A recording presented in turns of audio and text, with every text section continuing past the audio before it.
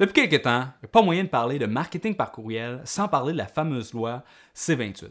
Alors, si tu l'ignores, il s'agit d'une loi qui donne le pouvoir au CRTC de poursuivre un individu pour 1 million ou encore une entreprise pour 10 millions. Bon, avant de parler de cette loi, j'aimerais ça dire que je déteste absolument le spam et que j'encourage personne à envoyer des courriels non sollicités.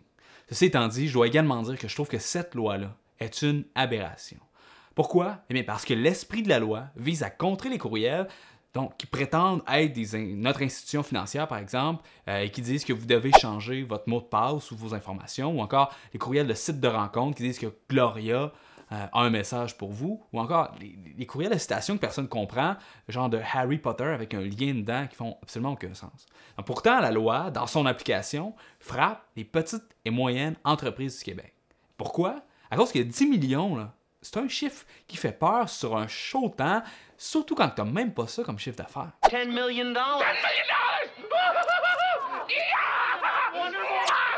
$10 million, $10 million, $10 million, $10 million, $10 million, $10 million, $10 million, $10 million, $10 million. Damn it! Donc, non seulement ça, mais les agences de communication ont sauté dans le bain pour capitaliser sur cette peur en offrant un service de conformatisation à la loi C28. De sorte qu'il existe maintenant des sites web tels que Certimail, pour en nommer qu'un seul, qui offre de l'information clairement alarmiste et non objective sur les conséquences d'envoyer un courriel sans, au préalable, leur envoyer un gros paquet de fric, c'est-à-dire à Certimail. Donc, le résultat, c'est que face à ça, face à autant d'informations et de peur, la plupart des entreprises ont procédé à la destruction de leur liste. Puis ça, c'est une tragédie. Alors, pourquoi une tragédie? À cause que la plupart des petites entreprises ont des listes de quelques milliers qu'ils ont bâties à la sueur de leur front pendant des années. Puis cette liste-là, c'est leur source de revenus. Donc, comment est-ce que les entreprises devraient réagir face à cette loi-là? Bonne question. Je pense que tout le monde devrait prendre le temps de s'asseoir et de se poser ces trois questions-là. 1. Est-ce que c'est facile de se désinscrire de ma liste? 2. Est-ce que les gens m'ont donné volontairement leur adresse courriel? Et puis 3, est-ce que le marketing par courriel est une façon pour moi d'entretenir une relation avec mon public cible? Donc, si tu as répondu non à la première question, puis c'est impossible de se désabonner de ta liste, bien laisse-moi dire quelque chose, tu es une mauvaise personne, puis j'espère que tu vas te faire pogner par la loi puis que tu vas payer une amende. Bon. Si tu as répondu non à la deuxième question, puis que tu as pris des courriels de façon comme semi-légit, donc tu as pris une banque de données sans vraiment demander l'autorisation des gens, alors il faut faire un peu le ménage de ta liste. Voici exactement qu'est-ce qu'il faut que tu fasses. Envoie un courriel à tout le monde pour leur dire « Voulez-vous te désinscrire? » C'est super contre-intuitif, puis crois-moi, il va y avoir plein de monde qui vont le faire. Cependant, ceux qui vont rester sur ta liste vont rester pour les bonnes raisons.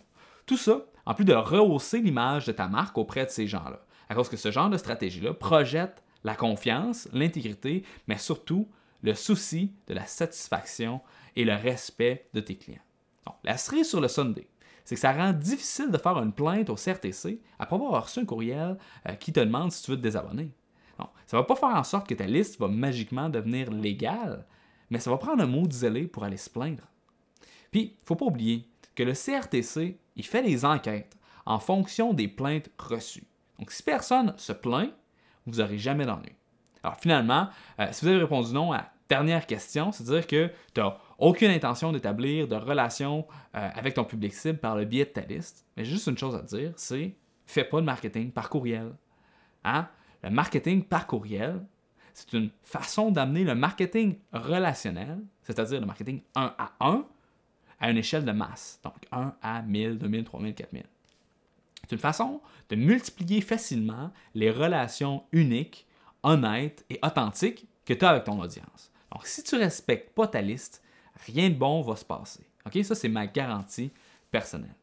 Donc, dans les prochains instants, je vais parler des amendes qui ont été distribuées jusqu'à maintenant et ensuite de ça, je vais vous expliquer comment faire pour vous prémunir contre ces fameuses amendes.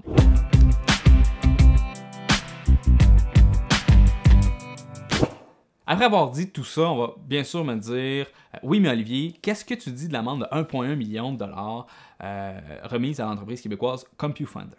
C'est une très bonne question, puis je suis content que tu me la poses. Je vais répondre ceci. Donc, le CRTC a avoué manquer de ressources pour gérer toutes les plaintes reçues. Okay? Après 2 mois, Ils ont reçu 85 000 plaintes sur leur portail. Puis en mars 2015, ce chiffre-là a grimpé à 245 000. OK, 245 000 plaintes, là, on s'entend pour dire que ça fait de la plainte en titi. Mais ce qui me fait rire, c'est que l'entreprise CompuFinder représentait 26% de ces plaintes-là. Fait que ça a pris 63 000 personnes qui aillent se plaindre au CRTC pour que l'entreprise se fasse poursuivre. Fait que moi, je pense honnêtement que ce genre d'information-là est non négligeable, considérant que la grande majorité des gens n'ont même pas 63 000 personnes sur leur liste. Mais de toute façon, qu'est-ce qui a amené ces gens-là à aller se plaindre exactement? Eh bien, c'était impossible de se défaire de leur courriel. On ne pouvait pas se désabonner. Okay? Vous aviez bien beau cliquer sur le lien au bas des courriels, répondre à leur courriel en leur disant « désabonnez-moi » ou même appeler directement à leur bureau, il n'y avait aucun mécanisme en place pour retirer les gens de la liste. Wow! C'est con. Okay? J'irais même jusqu'à dire qu'ils méritaient cette amende-là.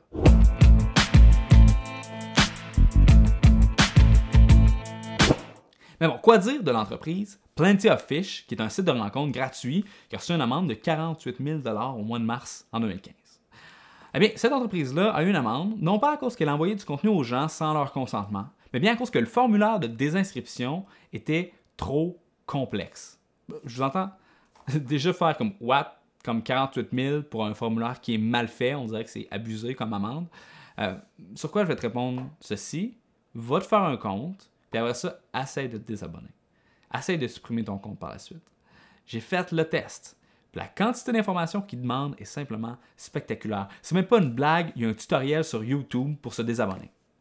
Donc, si tu veux limiter les désabonnements à ton infolette en rendant le désabonnement plus difficile que l'action d'aller faire une plainte contre toi au CRTC, laisse-moi dire que tu vas mériter ton amende.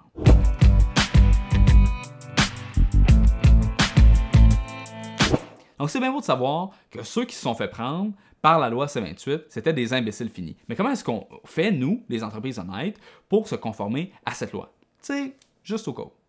Avant de t'expliquer comment faire, il faut que je fasse mon fameux disclaimer obligatoire. Donc, je ne suis pas un avocat, j'aime pas les avocats, j'ai jamais étudié en droit. Si tu veux vraiment, si tu as vraiment peur de te faire pincer, alors, libre à toi d'aller payer quelqu'un trop cher pour te dire qu'il faut que tu détruises ta liste, parce que c'est ça qu'ils vont te dire. Cependant, moi, ce que je vais te dire, c'est ça. J'ai lu, j'ai étudié la loi de façon exhaustive, puis je vais te donner mon avis personnel, puis mes recommandations au meilleur de mes compétences. OK? Donc, qu'est-ce qu'on fait? Eh bien, la loi fait la distinction entre deux types de consentement. Il y a le consentement qu'on appelle tacite, et ensuite de ça, il y a le consentement qu'on appelle explicite. Donc, le consentement tacite, il dit que tu as le droit d'envoyer des courriels aux gens dans le cadre de relations d'affaires. Donc, je vais vous expliquer un petit peu ce que ça veut dire. Si quelqu'un te fait une demande d'information, ça veut dire simplement que tu as le droit de lui renvoyer la maudite information. Puis si quelqu'un achète un produit, tu as le droit de lui envoyer du contenu en lien avec sa transaction. En vrai, là, ça veut dire que c'est juste le gros bon sens. Tu peux répondre au monde quand il te pose des questions. Ce que tu n'as pas le droit de faire, c'est d'ajouter les gens à une liste promotionnelle automatiquement quand ils t'envoient un courriel ou quand ils font une transaction chez toi. Pour faire ça, il faut que la personne te donne une autorisation explicite. Puis une autorisation explicite, c'est n'importe quel moyen que la personne va te dire « Oui, je veux recevoir tes courriels, puis je veux que tu m'envoies des promotions. » Donc, si tu as une case à cocher qui dit « Recevoir nos promotions », cette case-là doit être décochée par défaut. Parce que c'est la job à la personne de la cocher, c'est elle qui doit décider de cocher ou non cette case-là. Puis c'est là qu'on voit l'importance du contexte dans lequel tu récoltes tes adresses courriel. Parce que ça peut être simple si tu récoltes toutes tes adresses sur un seul formulaire, sur ton site, mais c'est un autre game quand tu récoltes des adresses à partir de plusieurs places différentes, donc sur Facebook, sur ton site, sur différentes pages de ton site, sur des sites de partenaires, etc. Donc, selon la loi, c'est toi qui as le fardeau de la preuve. Puis ça, c'est juste une belle façon de dire que si jamais Pierre-Paul, il dit qu'il ne s'est jamais inscrit à ton infolette, mais c'est à toi de fournir l'heure, la date, l'adresse, le formulaire, l'URL utilisé, puis l'adresse IP que Pierre-Paul a utilisé pour s'inscrire. Puis tu sais, vite comme ça fait peur, c'est menaçant parce que c'est beaucoup d'informations.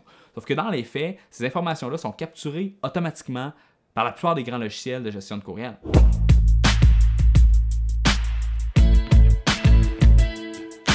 On pourrait parler de la loi C-28 et les différentes façons de se conformer, mais on va se dire, personne n'a le temps pour ça. C'est pourquoi je vais te dire exactement qu'est-ce qu'il faut que tu fasses pour être capable de te conformer et de continuer à récolter des adresses en toute légalité.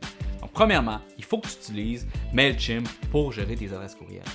Et ensuite de ça, il faut que tu t'assures d'inscrire automatiquement l'URL de la page sur laquelle tu as inscrit la personne dans ta base de données MailChimp quand la personne le fait. Tu vas voir un tutoriel dans ce cours en ligne-là. Le lien va être ci-dessous. Et finalement, il faut simplement que tu n'écœures pas les gens. C'est tout. That's it.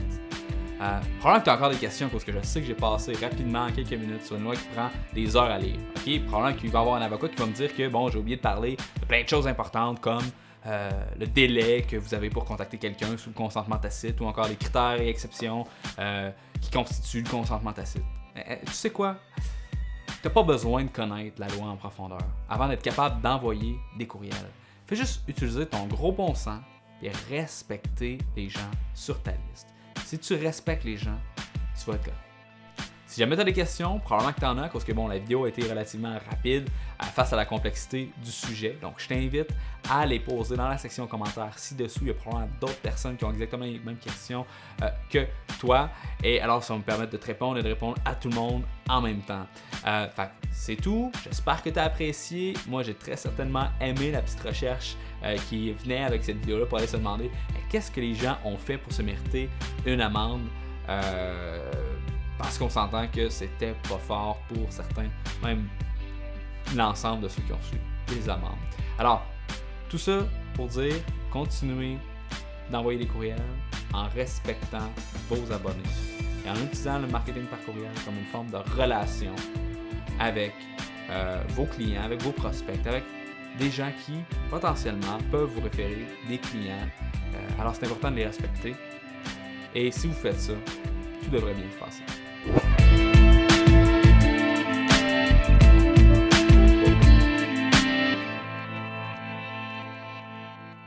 $10 million. $10 million!